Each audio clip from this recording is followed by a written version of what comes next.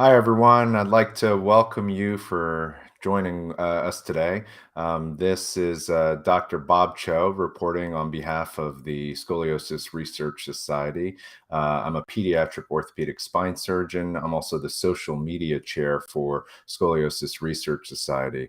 I'd like to wish everyone a happy International Scoliosis Awareness Day. And then for those folks in the United States, wish you a happy Scoliosis Awareness Month. I'd like to introduce my good friend, Dr. Rob Lark from Duke University. Rob, there you go. We got Rob on the screen. Dr. Rob Lark is a pediatric orthopedic spine surgeon himself as well, and he's obviously very knowledgeable. Good friend of mine for over a dozen years now. Rob, would you like to say some words?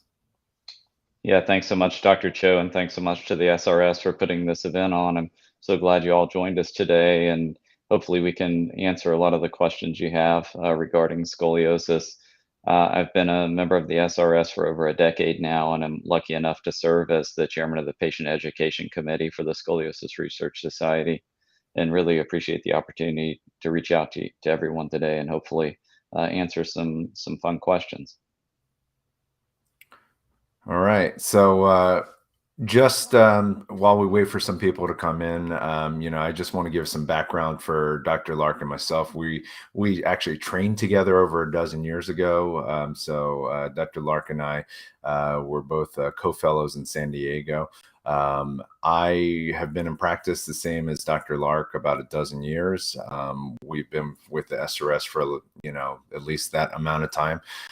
We've been involved intimately, not just through the committees, but also with research and such. Dr. Lark's focus is mostly pediatric spine, just like mine. It's really a privilege. There's only about 700, I believe, 700 physicians, excuse me, around the world that are SRS members, give or take. So it's an honor to be a part of Scoliosis Research Society. Scoliosis Research Society is the premier research society for scoliosis for non-operative. Um, so I'm going to start with some frequently asked questions that I get from my patient. Dr. Lark gets from his. So, Dr. Lark, I'm going to start off with easy question for you. What causes? Oh, yeah, that's the easiest one of all. Thanks for that. Yeah, that's the million-dollar question, and it's something we really struggle with. There definitely are times when we know what causes it, and I think another question would be what are the different types? So there are certain types where we know the cause, but the most common form of scoliosis is called idiopathic scoliosis, and idiopathic inherently means we just don't know. We know it's probably genetic in nature, not necessarily familial. I don't want you to confuse those two, but there probably are some genes linked that cause some abnormal growth of the vertebral column, resulting in scoliosis. So that's a hot topic, a research topic for sure, but the short answer for idiopathic scoliosis is we don't know. Yeah, what about the other different types of scoliosis? What are the other different types? Right. So there's several types of scoliosis. So in the pediatric world, they come in flavors such as idiopathic, as we mentioned. There's also a form called congenital scoliosis. And congenital means that you're born with a malformation of one of the vertebrae in your back. Maybe it's a wedge shape, or maybe only half of a vertebra forms, or sometimes vertebrae form and are stuck together and they can't grow properly, resulting in scoliosis. So that's congenital scoliosis. We also have a type of scoliosis called neuromuscular scoliosis. So, patients that have cerebral palsy, for example, or possibly a muscular dystrophy, have a lot of truncal muscle imbalance that can be the root cause of their scoliosis. And finally, there are some syndromes that are associated with scoliosis. So, we term those syndromic scoliosis, such as Rett syndrome, for example, where it's just part of the congenital difference that those children have. And then also in the adult side, you can get scoliosis as an adult from different forms of arthritis, for example, and just degenerative disc disease that result in more of a degenerative type of scoliosis. So those are the most common forms for sure. So Dr. Great. Cho, back to you. I also get asked quite frequently Is scoliosis why my back hurts? Does scoliosis cause back pain? Yeah, I think that's a good question. And that's especially as a kid, it's unusual for kids to have the type of back pain that I think adults have, which is often overuse or arthritic issues. Scoliosis does have some loose association with back pain. So there have been some studies in the past that have shown the frequency of of pain that kids may have, back pain that kids may have, is a little bit higher. So kids are a little bit more likely to get back pain, but the type of back pain they have, meaning the severity, how bad it is, tends to be about the same. So I don't think scoliosis necessarily causes back pain. That said, there are many different types of scoliosis. I think if you have a curve in the upper part of your spine, this thoracic region of your spine, I think that's less likely to cause severe back pain unless it's a really big curve. I think you're more likely to have back pain if your trunk is out of alignment or your head's not right over your pelvis, and that's more of what we call lumbar scoliosis, where it's near where your belly is. And I think it just really depends on your position in space. But what I really find with most kids who have back pain is that it's mostly a muscle imbalance, meaning or muscular problem, where they're not exercising enough. Their trunk is not strong enough to support the type of activities they want to do. And that's why, in general, the kids who have back pain with scoliosis, they often get better with some physical therapy. Yeah, I couldn't Um, agree with you more. Definitely, on my end of the spectrum, if a child presents with severe back pain, I'm looking for something different than just scoliosis. And physical therapy has been such an incredible help for that. I agree. Yeah, I just think it's one of those things that I think a lot of people try to pin back pain on their scoliosis, where I think it's other causes. And so, soreness is totally normal, but as far as severe back pain in a specific spot, that's not normal. And that often needs to be worked up separately. So I'm going to ask you, Dr. Lark, does bracing for scoliosis really work? So I think for idiopathic scoliosis, the data has become quite clear that if you follow the prescribed protocol, that your reduction in risk of surgery is real. So if you're defining success or bracing working as reducing your risk of surgery, I think for sure it does.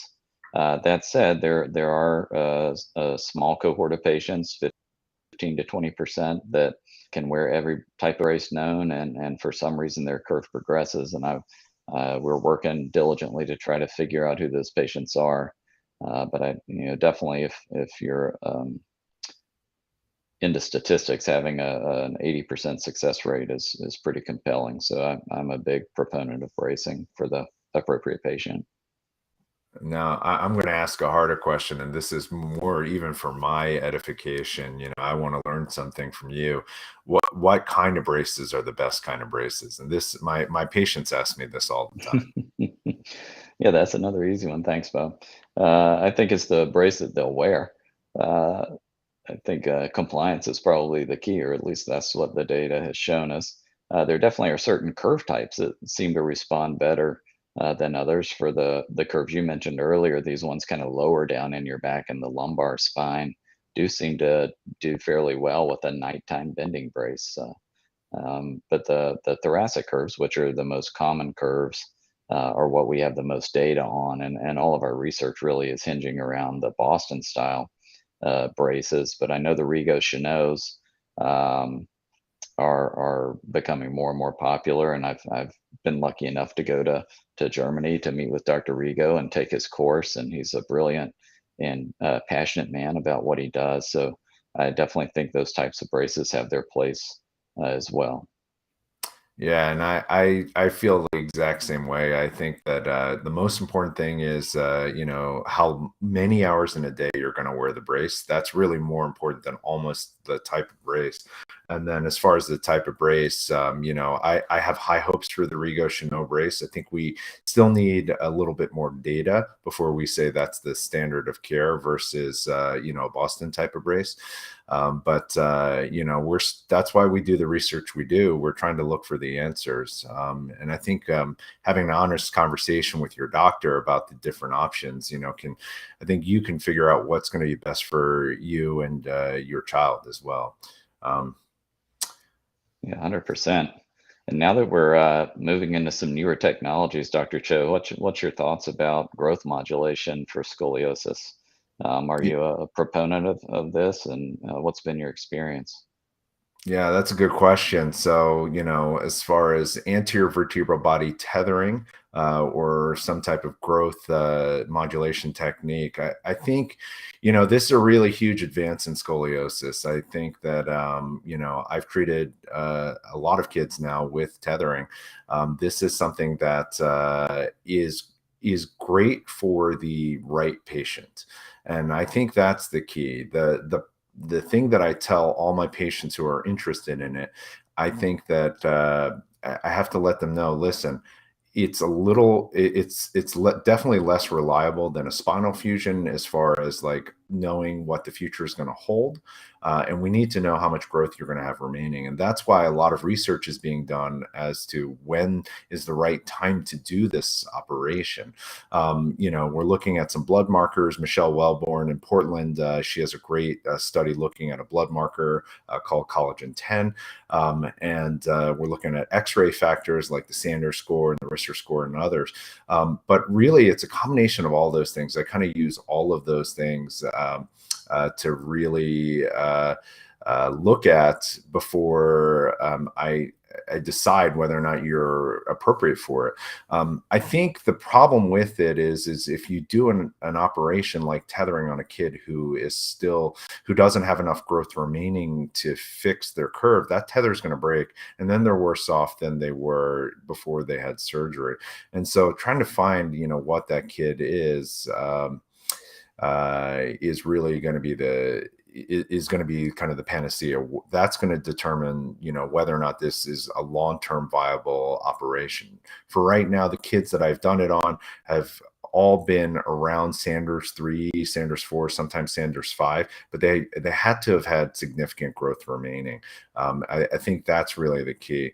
But that said, in my hands, a kid who gets if it's a selective thoracic fusion, spinal fusion is a good operation. Kids who've had a selective fusion, they've gone back to baseball, they've gone back to swimming, they've gone back to breakdancing. I had a kid breakdancing in my office. And then I had a kid, I'm sorry, and one of the spokespeople for our society, Scoliosis Research Society, Stacy Lewis, she's a professional golfer.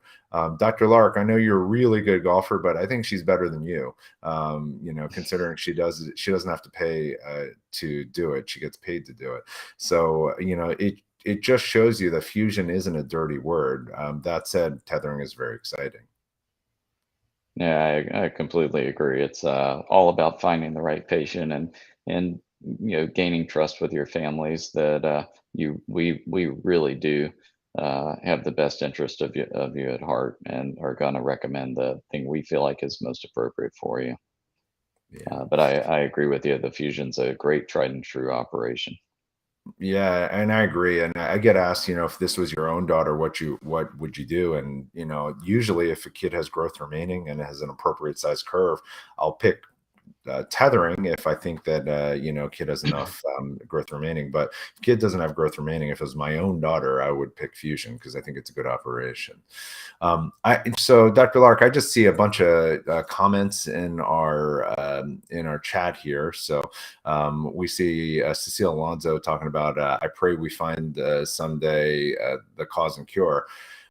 It has not been easy. I agree with you. The cause, we know that there is some genetic component to it. So my hope is in the future, this is cured with like a genetic cure, basically an injection we get. And we know that your kid's going to have scoliosis. We give them an injection to cure it. We're just not quite there yet. I do see Noelia from Peru says, I had the surgery when I was 15. I'm 27. I feel like the curve has moved a bit, like increasing. Is that something really bad? Is that normal? What can I do? What do you think, Dr. Lark? Yeah, I think if you're having that sensation that things are moving, it's definitely time to get another X-ray and see. There are some long-term complications that could come up. For example, if you had a certain part of the spine that we thought was fused, but unfortunately didn't quite get there, and the rods fatigue a little bit. Often, if they break, you don't know it. You can't feel it. It doesn't hurt, but it's definitely worth getting back to your physician and getting another X-ray to see what could be going on. It's not necessarily something really bad, but I wouldn't consider it normal for you to feel like your curve is progressing when you're 12 years from having your surgery. Everything should be pretty stable at that point. I totally agree. I think it's one of those things that X-rays can give you a really good answer on, kind of where you are, and especially when you compare those X-rays from, your original X-rays when you got the surgery. So that's a great question. Um, I think I can take the next one. Brace until what age can help? It's a good question. I use the example of a plant. So if you have a tomato plant and the plant is still growing, you can put a stick or a trellis to help the tomato plant grow straight. If you have a fully grown tomato plant and put a stick or trellis next to that fully grown tomato plant, you're not going to change its shape really at all. And that's the same idea with bracing. I think that you can affect someone's growth if they are if they're still growing. But if they're not still growing, I just don't think that bracing is appropriate. So what we try to do is we try to get near the end of growth before we stop bracing. And some of the factors we use are X-ray factors, like are the growth plates in your hand closed? Are the growth plates in your pelvis closed? I also look at the growth chart to see how many inches you've grown or centimeters you've grown since the last visit you've had. And if it's less than an inch of growth in 6 months, I'm totally cool taking off that brace. Also, how long has it been since the start of, if you're a girl, start of your first period? If it's more than 2 years after the start of first period, plus all these other factors, we're likely to stop bracing. What do you think, Dr. Lark? Yeah, I agree with you. I think a common theme you're going to see, at least in the pediatric world, is growth, growth, growth. How much growing do you have left? And that's not always so easy to predict. We can use onset of menarche as a milestone. We can use radiographic features around your pelvis or your hand that was mentioned earlier. But Dr. Cho's right. Is if you don't have any growth left, a brace is not going to help you very much. And the other thing I want to point out that I think can be confusing when you read the literature is oftentimes we talk about risk of progression.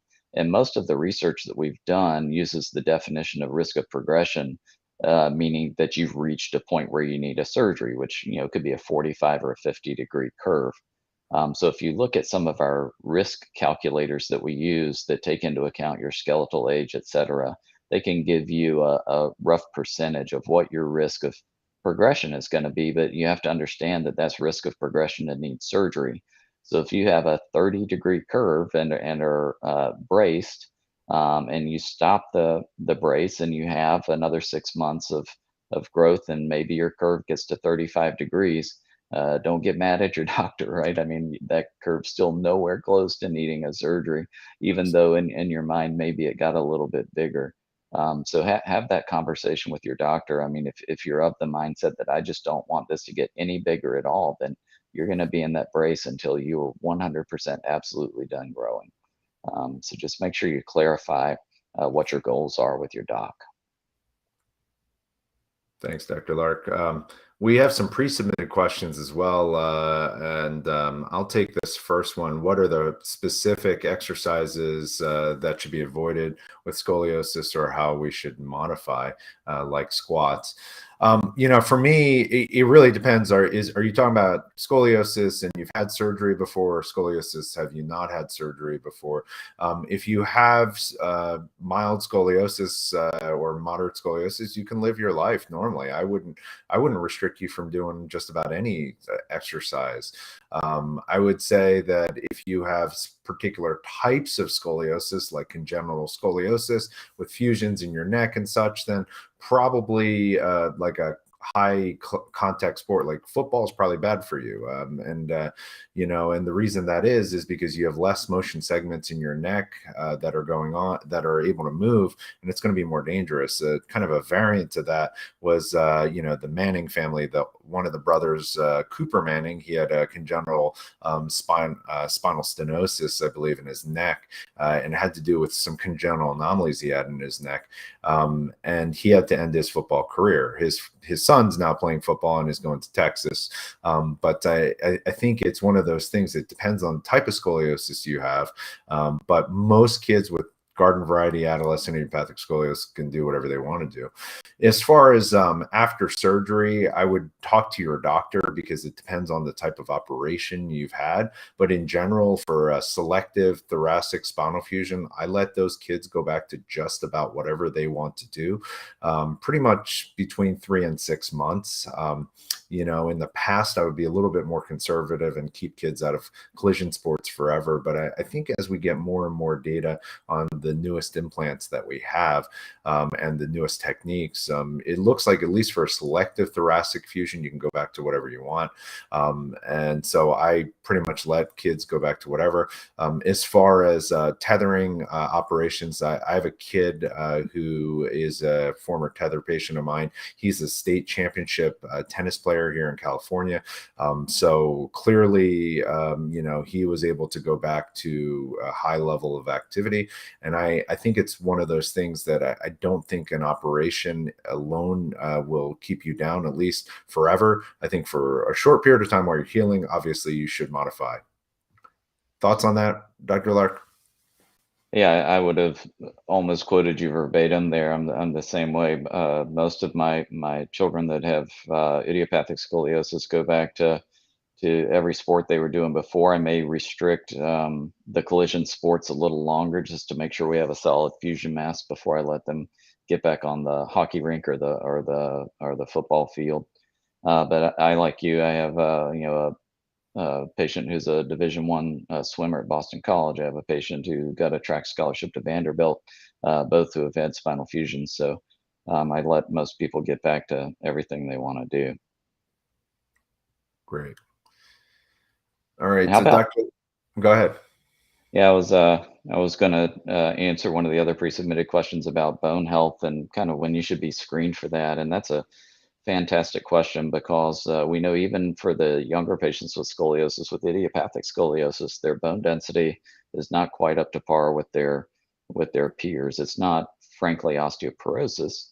But if you look on average, the average patient with idiopathic scoliosis bone density is about a standard deviation and a half below their age-matched peers. So I definitely think it is wise for folks that have scoliosis to have good nutrition habits, make sure they have plenty of calcium, vitamin D in their diet, and really try to maximize their bone health. As far as getting screened with a screening type X-ray, such as a DEXA scan, that's typically more in the adult world, and I'm not sure of the actual research data on that, but my guess would be young adulthood for those who have scoliosis, especially if you're considering having surgery for that, because having weaker bone stock can lead to some complications in surgery, and it may be worthwhile after a discussion with your surgeon that you want to take some time and improve your bone health through various medical regimens or nutrition regimens before you decide to have a surgery like that. Yeah, totally. I totally agree with you there.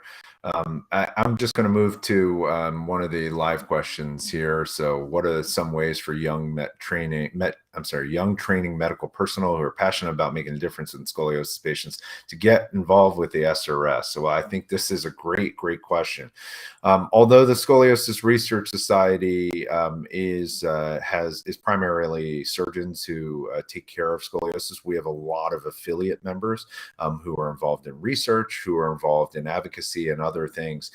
Marcus John is one of our friends of the Scoliosis Research Society. He makes a difference by creating awareness through beautiful events and artwork and other ways to make people aware of scoliosis and how scoliosis impacts people's lives and how scoliosis isn't the end of the world. And so I think it's one of those things that if you have an interest, if you look on our SRS website, we have a lot of ways for lay people to get involved as well. You know, we really are trying to do everything we can, not just from a surgical standpoint, but also from a research standpoint, from you know, an advocacy standpoint, to make everyone know that scoliosis is important. We want to figure out how to cure scoliosis, and we want to let people know that scoliosis isn't the end of the world. All That's a right. great question. And It there's is another one on there about traction. Can traction reduce the curve? I think it depends on what type of traction we're talking about. Some people use cervical traction at home just to get some relief from pain in their neck and things. That transiently, while you're in traction, can reduce a curve for sure. But once you come out of traction, it goes back. If you're talking about traction that we use sometimes in children that have a larger curve or a very stiff curve, it definitely does reduce the curve. But there again, you have to understand what the end game is, because once you come out of traction, what are you going to do at that point? So traction is a very beneficial tool to help reduce the magnitude of curves in children with very stiff curves, and can be a useful adjunct for people that have um, upper thoracic pain and neck pain from a therapeutic modality perspective. Yeah, I mean, I 100% agree. I love those upside down traction tables that make my back feel better. I don't have any scoliosis. You know, I just have old man back pain. But at the same time, I think any improvements from a home therapy like that is going to be temporary, unless you can be upside down 24 hours a day for many weeks, and then have some kind of surgical management after that. I just think it's one of those things that it can only do so much. We had Noelia ask again, because we answered a question about her curve. Is there a possibility for another surgery? That's a good question. So I tell all kids that I operate on that get a spinal fusion that you have a 10% lifetime risk of getting another operation in your life. It may, meaning with respect to your spine. It may be related to your scoliosis. It may be related to other things, like you may have a disc or some other non-related factor in your spine. But the best long-term data that we have shows it's about a 10% risk for all patients. So 1 out of 10 patients that I operate on as teenagers, they're going to get some other spine operation, you know, as they get older.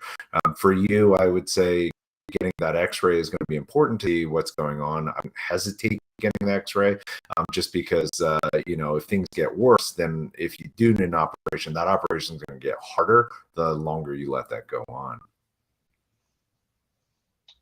Yeah, definitely agree with you there.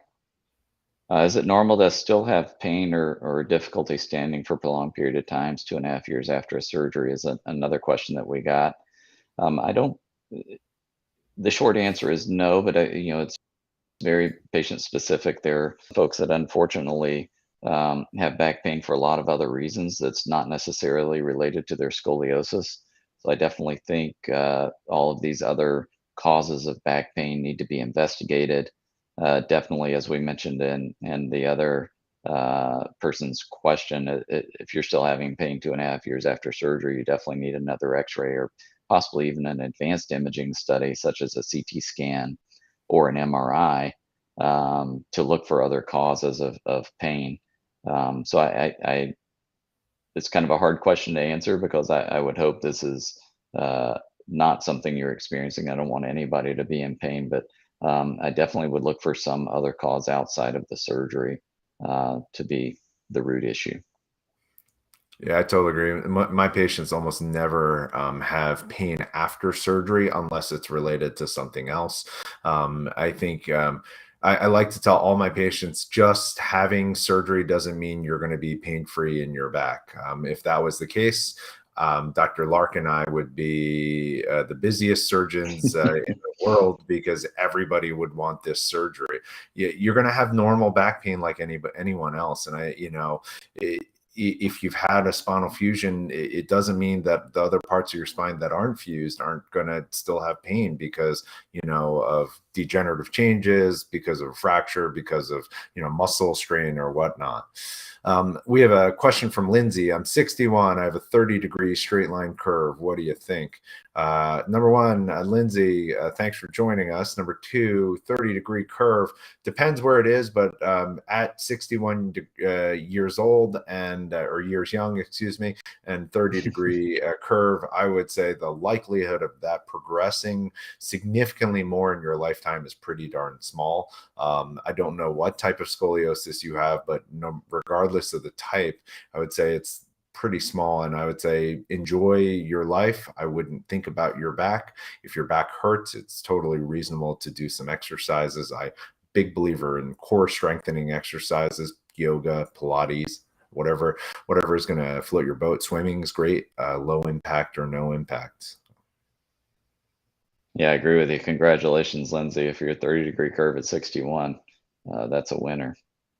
We got a great question from Scott about presenting to nurses and other OR staff who aren't familiar with scoliosis. What are some of the key points that need to be touched on for Scoliosis Awareness Month? And I think key point number one is this is a really, really common condition. I mean, if you do just by absolute numbers, it's 3 to 5%, which sounds kind of small. But if you talk to your child, I mean, how many children are in their school? There's going to be a lot of children in that school that have scoliosis of some form. And the other point is that it's not necessarily always going to be a bad thing. There are a lot of folks in the world, very famous people in the world, that have scoliosis. Ones that come to mind, like Dr. Cho mentioned, Stacy Lewis, who's a professional golfer. Usain Bolt has a mild scoliosis. Yo-Yo Ma has scoliosis. So I think it's important to let people know that they're not alone and it's a pretty common condition.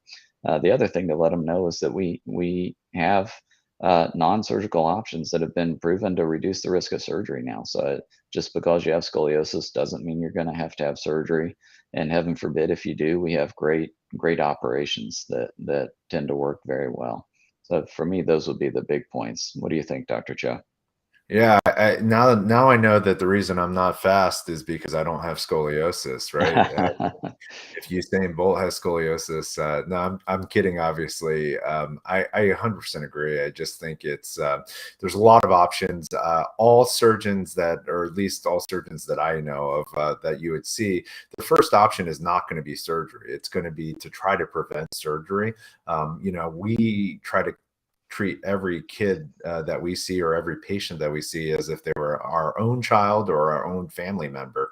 And so I wouldn't want surgery as a first line option for my own kid. So we're not going to do that for our patients. So it's one of those things that, there are options, and so that leads into this next question. How much Schroth method can help to reduce the curve? That's a really, really good question. I have to tell you, the first time there was a really good deep dive into the Schroth method and scoliosis specific exercises was at Prague SRS in 2016. And so there was a Scoliosis Research Society meeting in Prague. It was in 2016, and they had a whole session on these non-operative methods. And so they presented some of the data. And when we do research, we have levels of research, basically. And so we have what we call kind of level 1 research, where it's a randomized controlled trial. These are really difficult types of studies to do. They're very expensive, very hard to put on, but they're most rigorous studies and probably give us the best information. And then as you go down the line, the studies get a little bit less rigorous, and then it's harder to believe the data until you do a higher level study. And so the data that was presented at that study showed some argument that the kids who got Schroth method or some other type of scoliosis specific exercise, that they would either keep the curves where they are or maybe even make make them, I think one of the studies showed 2 or 3 degrees better. Dr. Lark and I know 2 or 3 degrees on an X-ray, we consider actually within the standard of error measurement, because when we measure there, there's always some measurement, degree of measurement error between observers and between X-rays. So that was promising, and so those studies, which were lower level studies, they were all level 4 studies, they all got us to ask these questions. And our good friend Dr. Dan Ciccato, who's the chief at Texas Scottish Rite, he actually just published the best study on this particular topic. I believe it was a level 1 study on this particular topic. It was a randomized controlled trial of patients who are basically either put into a Schroth scoliosis specific method versus not put into this method. And in their study with a few hundred patients, they did not notice any difference when they controlled for the patients, the types of curves, how old the kids were. And so this, I think, was the best study that has ever been done on this particular topic. And it shows that it probably doesn't do what we hope that it was going to do, which was to decrease the size of the curve. It definitely doesn't work as well as bracing. We know that bracing is your best shot to prevent surgery. There's great data to show that. That was a level 1/2 study from the brace study, New England Journal of Medicine in 2013. And so, it's really the quality of that study. So this study from Dr. Scotto, who's a very honest person, who has really great, is a really good scientist. This shows that we still have some work to do. That said, I still put kids through Schroth therapy for lots of reasons. Number one, I think kids who do Schroth therapy, often they if they have back pain or some other issues, that actually tends to improve because they get back and core strengthening essentially for free while they're doing that therapy. Number two, the kids who have poor posture. I know as a teenager, I had poor posture. I mean, this tends to improve kids' postures as well because they're strengthening the muscles around their back.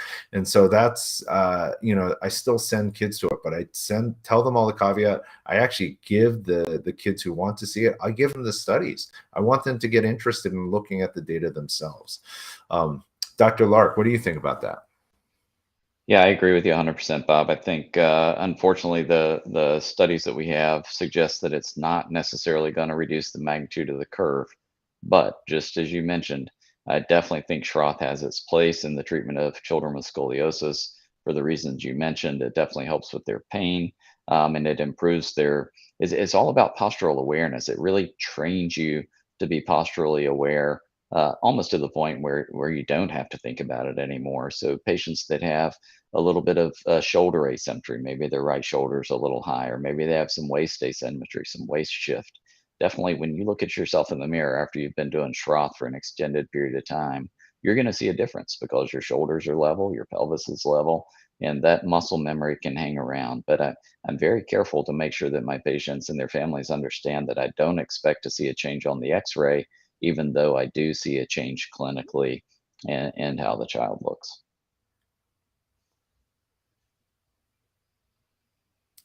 All right, so Dr. Lark, I'm going to ask you for the 10% lifetime risk of another surgery. Does that include infection, non-union, and PJK that we may see in the first 2 years? Yeah, I think that those studies were all truly lifetime risks. So that's from the time you had your index procedure moving forward. So it captured everything. I think the short term risk, within the first, oh gosh, Bob, you know the literature so much better than I do. I think within the first 10 years, the reoperation rate is much, much less than 10%. It's on the order of 1 to 2%. So that the lifetime risk encompasses everything since your index procedure. Yeah, I think the risk definitely within 2 years of surgery is really low. I quote my kids, and even from my own data, Dr. Lark and I have both done this operation, thousands of times. So in my own data, less than 1% of the kids within 2 years are going to get a reoperation. Now, 10 years from now, that's going to be a little bit more. And then lifetime, that 10% risk, I think what ends up happening in some of these kids is these kids are kids who have degenerative changes later on. I think if you don't get an infection relatively early, it's pretty rare to get it late. Not impossible, but but pretty rare to get it late. If you haven't had a non-union early, it's pretty rare to get that late too. It's really degenerative changes that you may have.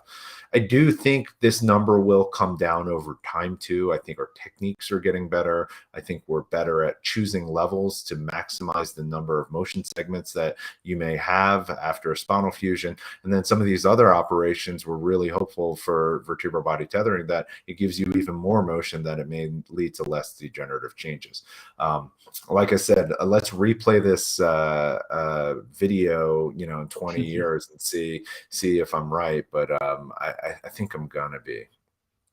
So we're getting an Instagram question here. In your experience, do you see any outcome difference between the Rigo type brace and a symmetrical TLSO type of brace?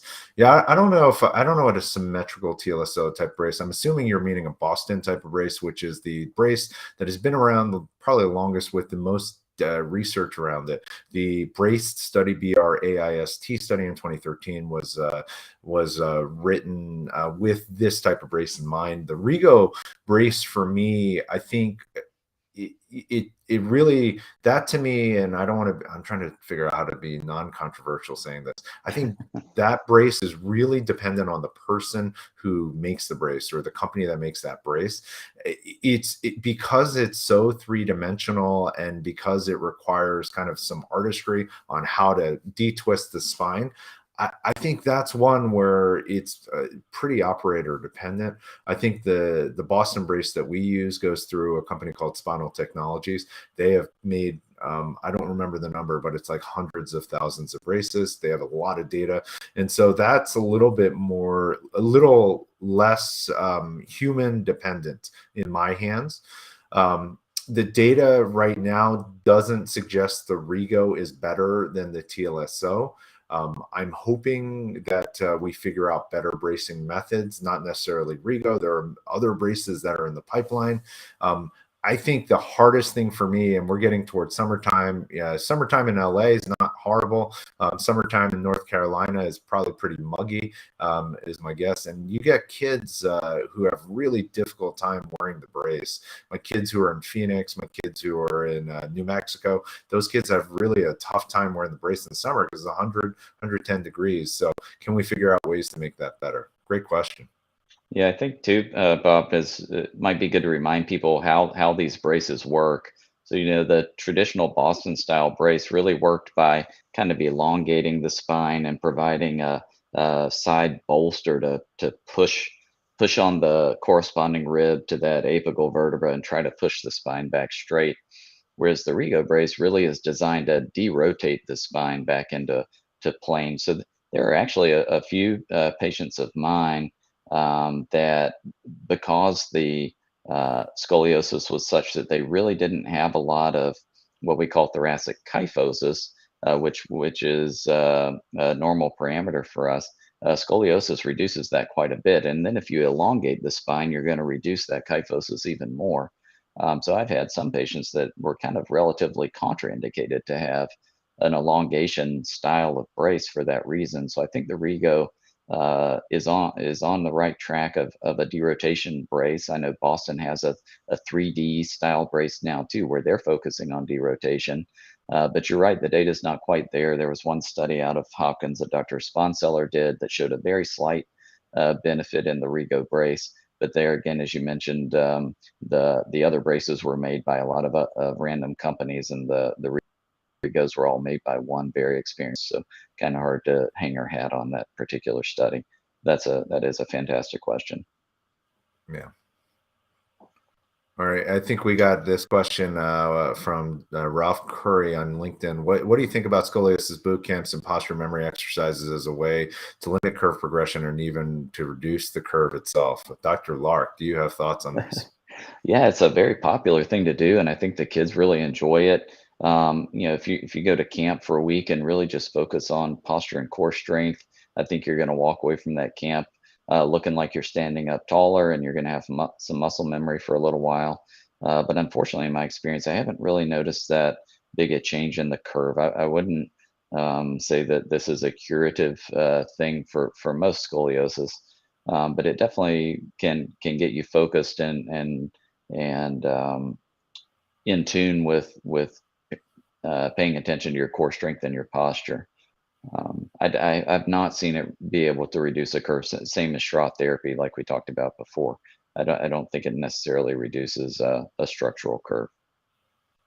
Yeah, I agree. My experience is exactly the same. I had a good friend of mine who sent her daughter to a scoliosis boot camp, and I expressed the same concerns. I said, I think your kid's going to have fun. I think your kid is going to stand up looking like they're standing straighter, maybe feel better too because of all the exercises they're doing.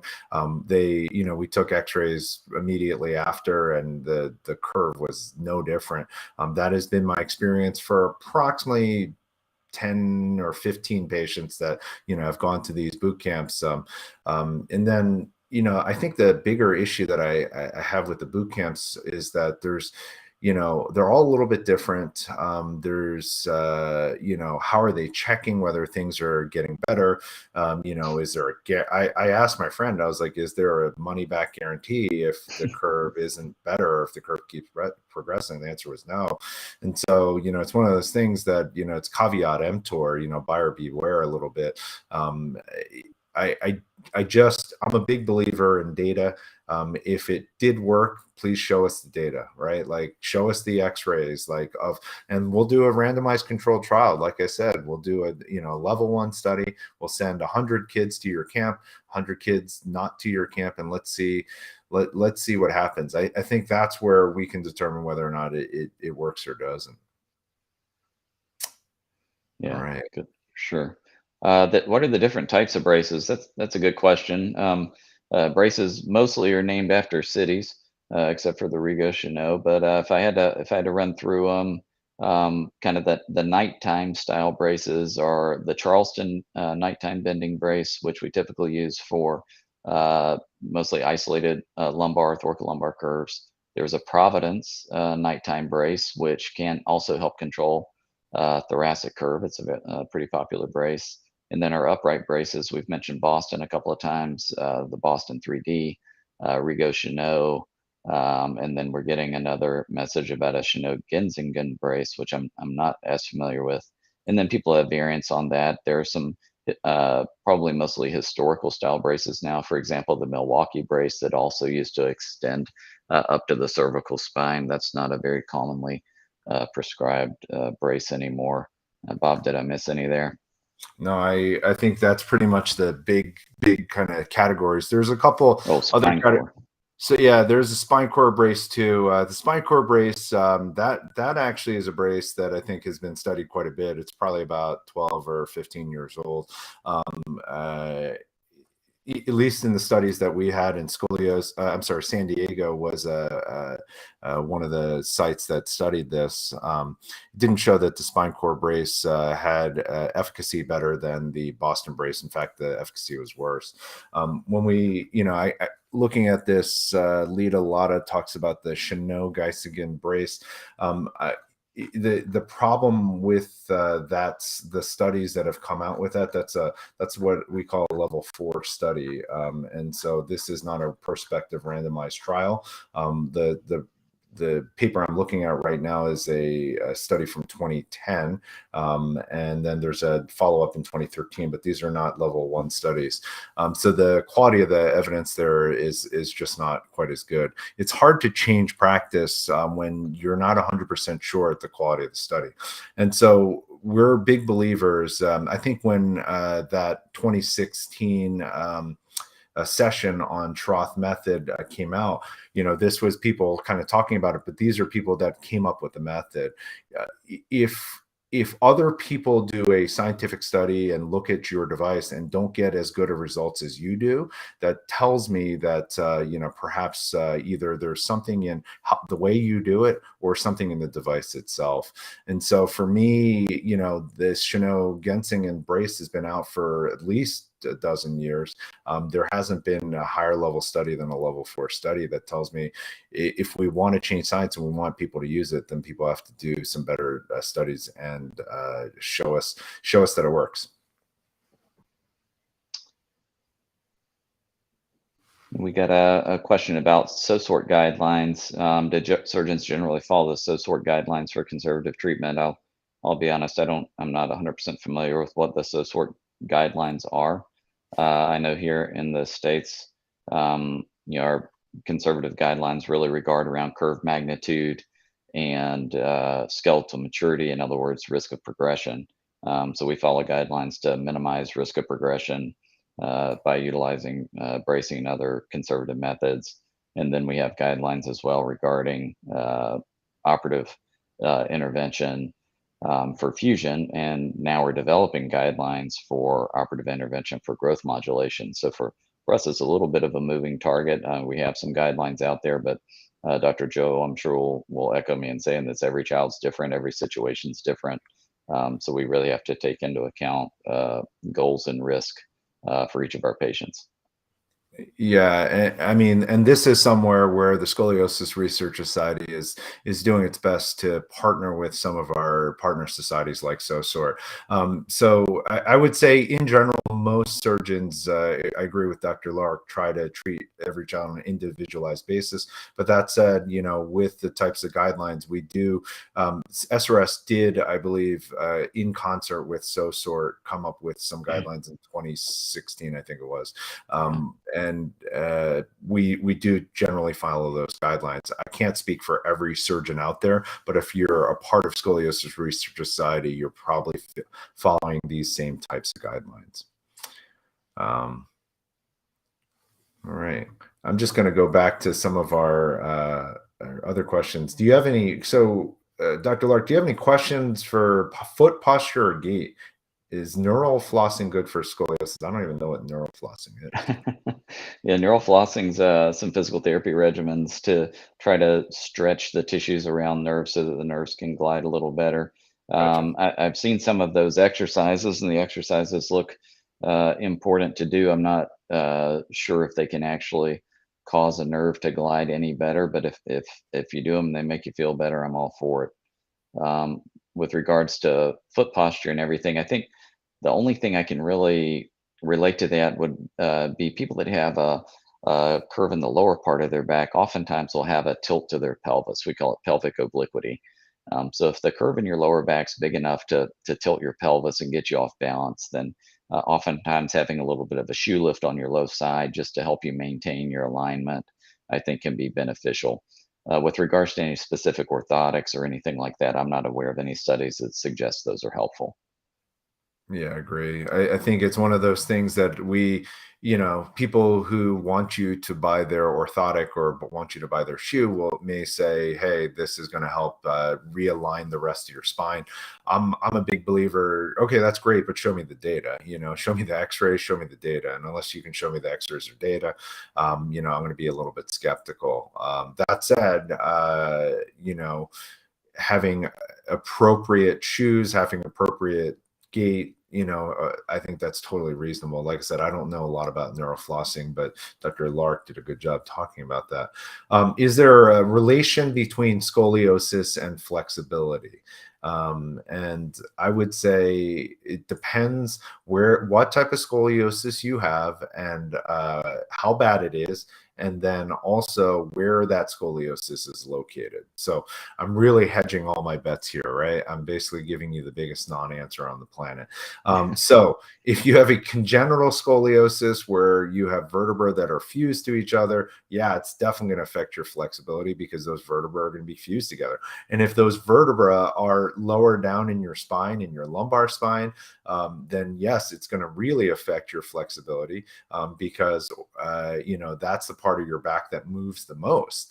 Or if it's in your cervical spine, that's going to affect your flexibility in your neck quite a bit. So the answer is yes, there is a relation. Now, if you're talking about garden variety adolescent idiopathic scoliosis, which is the most common, it can affect your flexibility. I think as curves get bigger, if they get really big, they start to get stiff. Then it definitely will affect your flexibility because things start to get almost stuck together. But if you have just regular old scoliosis, it's not that big. We had a 61-year-old patient here who had a 30-degree scoliosis. I would argue their flexibility is probably the same as everybody else, probably even better than mine or Dr. Lark's. Yeah, I think Maybe a more important question is, this is something I'm fascinated with and I'm studying in my lab at Duke. And it's amazing how talented these young people with scoliosis are. They're dancers, they're gymnasts, just like their peers. And when you do flexibility measures, if I ask somebody to lean forward and touch their toes, they can lean forward and touch their toes. Where they seem to be a little different than their peers, at least in our studies, is balance. A lot of the patients don't have quite as good a balance, and that makes sense, right? You're not exactly in line head over pelvis, as Dr. Cho has mentioned. So I think one of the benefits, honestly, of getting your spine realigned, and we're showing this in some studies now, is your balance and functional motion actually can get better. And if that comes at the sacrifice of you lose a centimeter of forward bend, then that may be a sacrifice people will be willing to take. So it's a fascinating question, a good question, and more to come on that one. Yeah, and I think the flexibility thing is the reason why, we're looking at different technologies like anterior vertebral body tethering. I think it's just one of those things that we want the gold, was it the holy grail? We want everyone to have perfect flexibility, but we want to get rid of their scoliosis, and we want to do it reliably. How do we do that? And that's really the holy grail. And I don't think we're quite there yet, but every iteration, as more we do research, we're getting closer and closer. I'm going to ask you, Dr. Lark, for any of your patients, do you tell them to avoid any specific hobbies with scoliosis? Boy, right off the top of my head, I can't think of one. I really want them to be having fun with their peers. But as you mentioned, if they do have certain types of scoliosis, especially congenital scoliosis of their neck, avoiding collision contact sports is a must for those patients. But for folks with idiopathic scoliosis, I can't think of very much that I would limit them from. I actually encourage them to participate in athletics. I want their core to be strong. I want them to remain flexible, and I want them to be a kid. I want them to have fun. I totally agree. I don't limit my kids from pretty much doing anything. They can do whatever they want, minus the congenital scoliosis cases that we talked about. Um, and then we have a question out there. What can I do after a spinal fusion and when? So I would say for me, we answered this previously. I think you can do pretty much whatever you want. It just depends on when. For me, I let kids go back. I want the fusion to heal before they go back. Usually 3 to 6 months is when I will let kids start to go back to sports. I tell all kids somewhere around 6 months, everything should be pretty solid as it's going to be.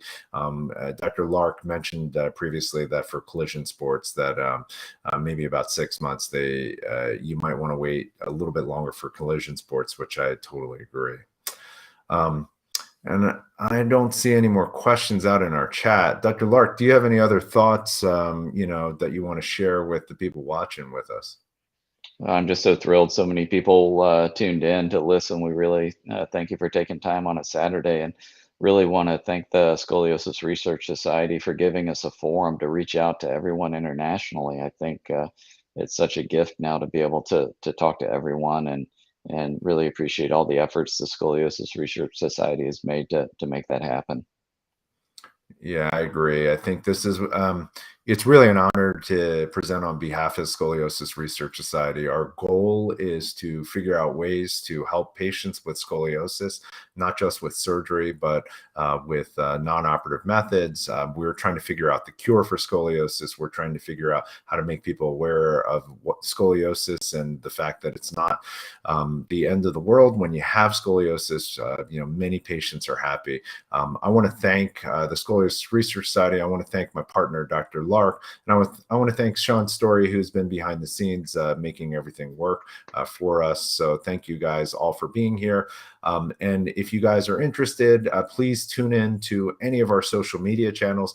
Ask the questions. We have plenty of posts. That's an area. If you have a question for us, if there's a post that's interesting to you, ask us questions, leave a comment, and we monitor this, and we're able to answer. If you have a more specific question that about your own back, I have a 30-degree curve, and there's a SRS slash ask a doc. This is something that you can ask an actual physician what you think about your particular curve. They may not be able to give you medical advice per se, but they may be able to lead you in the right direction on what to be able to find. So thank you all for joining us, and hope to see you all again soon. Thanks, Bob. Thanks, Sean.